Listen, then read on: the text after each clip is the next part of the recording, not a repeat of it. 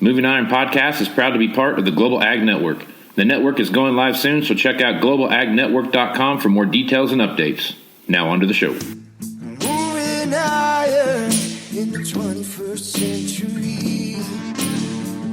Hard-working people working hard for you and me. Moving iron time and time again. Through the years you'll find us here. Moving iron. Good morning and welcome to Moving Iron Podcast Market Rundown with Angie Setzer. Angie, it looks like there's a lot of anticipation about this meeting coming up here this weekend. And, the markets are responding to it like they've responded to every other news article that's been out there since this whole thing's happened. So what's your take on all that and what do you see happening out there? Yeah, I am right now when talking to customers that have beans that are unpriced, we are definitely looking at grabbing a hold of some contracts if it's reasonable. If you're looking to move in the spring or the summer or something like that. We have had some bushels priced on the bin beans just to be safe.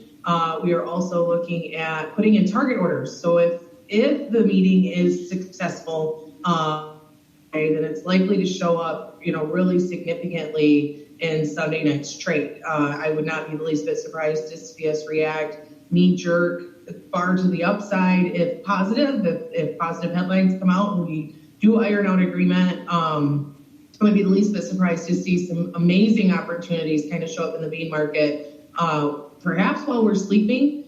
So I would definitely have some standing orders in play just to kind of cover yourself in case we do see, a buy the rumor, sell the fact sort of trade setup take place. So see a giant move to the upside, overnight Sunday night that maybe is dissipated or is gone by the time we get it on Monday. Now, granted, I have no idea. Obviously we could see if an agreement is ironed out, we could see strong trade Sunday, Monday, beyond. But the reality is, most traders will take a look at, even with the Chinese agreement made, we're still holding on to a significant amount of soybeans overall and looking at another big crop year next year if we maintain acres, 84 million plus. So it's something to kind of keep in mind that there could be some really great opportunities that come from this. A lot of volatility is likely to happen, a lot of excitement. Today's going to be a very interesting day based on the headlines and things like that. So, in my opinion, I would remove some emotionality, get some orders in play just in case we do see a really positive development take place that does not last in the market side of things, and be ready to pull the trigger if we see the market react in a positive manner on that side. Yeah. So reading through my news on my phone here this morning, got an alert while I was at the gym, and there's looks like U.S., Canada, and Mexico decided to be friends again. And we're all going to be one big happy family. And then each country still has to ratify the agreement within their borders. But that's got to have a positive spin on some of the stuff we've seen here over the last couple days. Yeah, there was some talk that we wouldn't see that take place. It'd be a low key, or it wouldn't actually happen, the signing. And so to see that happen and to see President Trump actually say that he and Trudeau are now friends.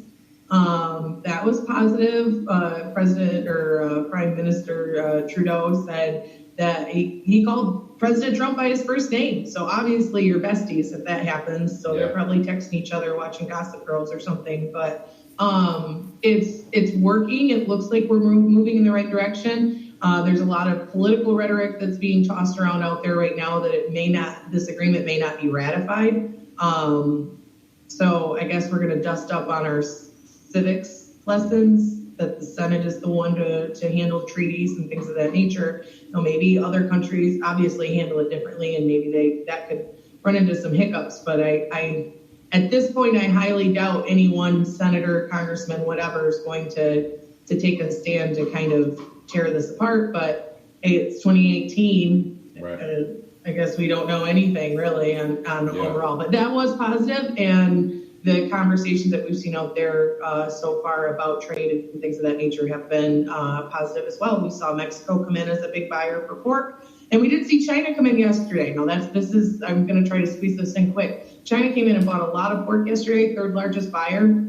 And on 2019 sales, they were actually responsible for 70% of the purchases. So that's pretty supportive going into this meeting, and something that will definitely need to be watched as well. Yeah.